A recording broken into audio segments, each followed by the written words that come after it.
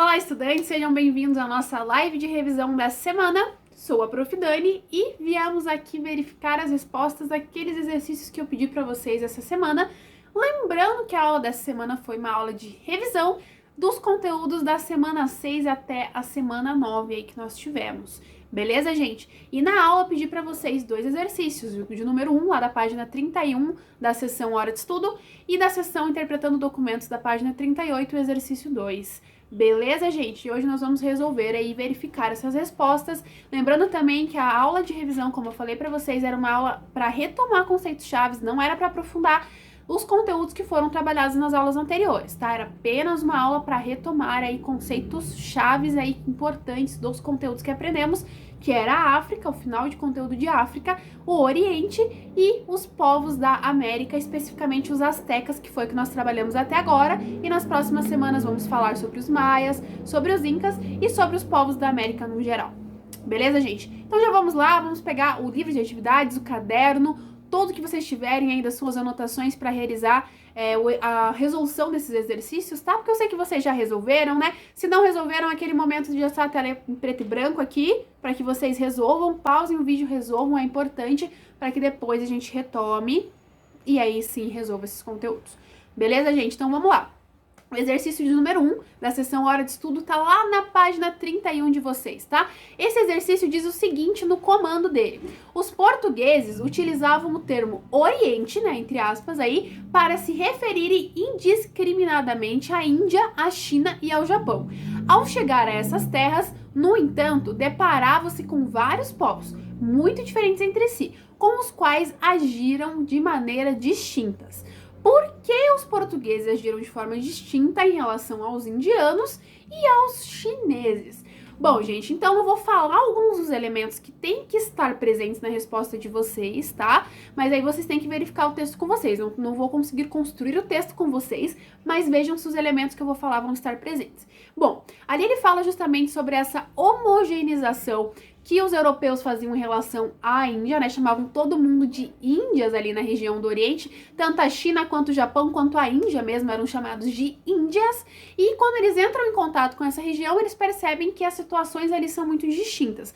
Falei para vocês que na Índia mesmo, os portugueses estabeleceram relações muito violentas e que os indianos já verificavam aí os portugueses como um povo violento e tiveram algumas dificuldades de estabelecer contato. O governante de Calicut, aquela cidade que nós comentamos, teve que receber presentes dos portugueses como uma forma de comprar aí um tratado, um acordo comercial com os portugueses, tá? Mas eles já viam aí os europeus como um povo meio violento, a visão que eles tinham, tá? Eles não concordavam com algumas posições e justamente por não concordar, os portugueses vão lá e agem de forma violenta em relação a esses povos, tá? Ou seja, se não aceitam os acordos comerciais, então esses acordos vão ser estabelecidos de uma maneira mais violenta.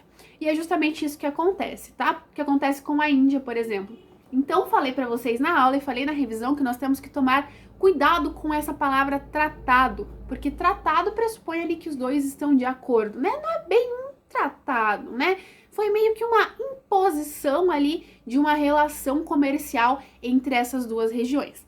Diferente da China, que já tinha um poder militar relacionado principalmente à marinha extremamente forte, né?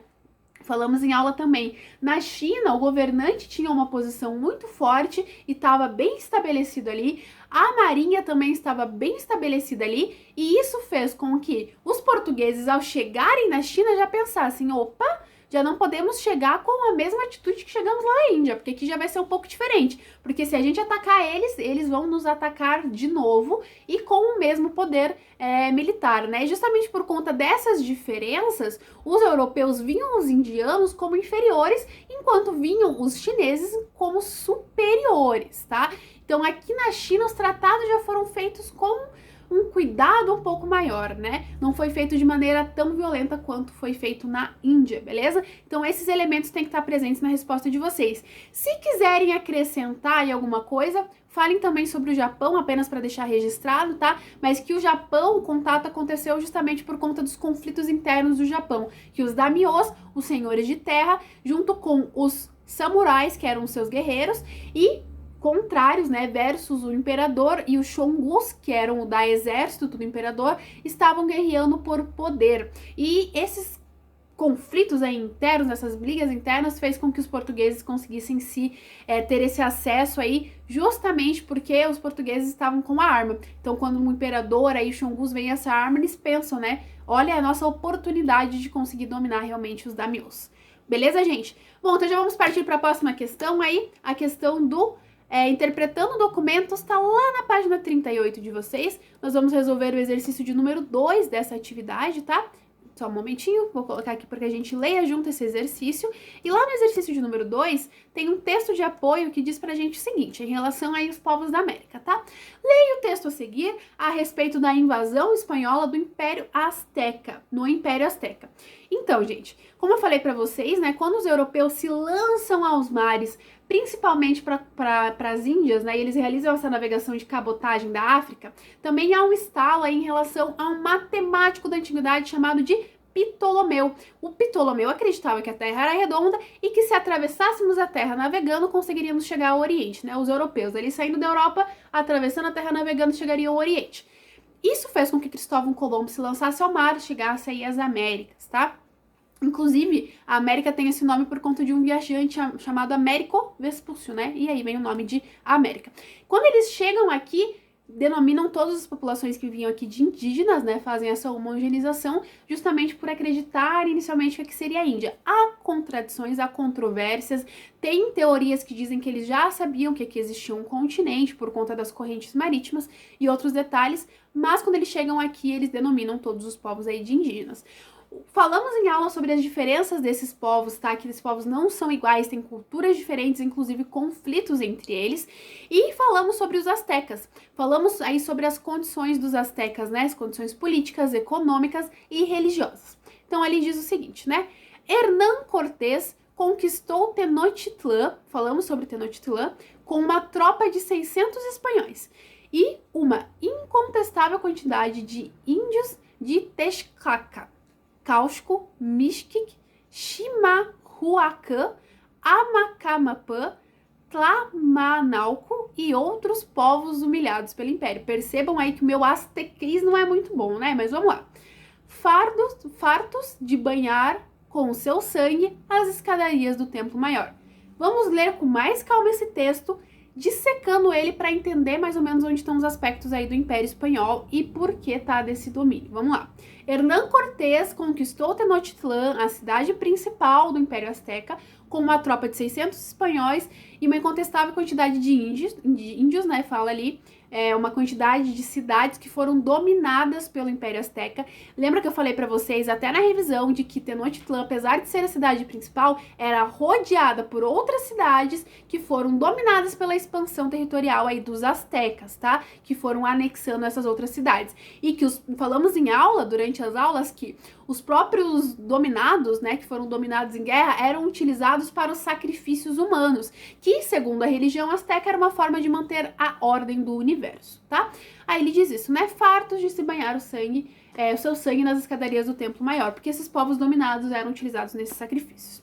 E o restante do comando da questão diz o seguinte: de acordo com o texto, o que favoreceu a destruição do Império Azteca pelos espanhóis?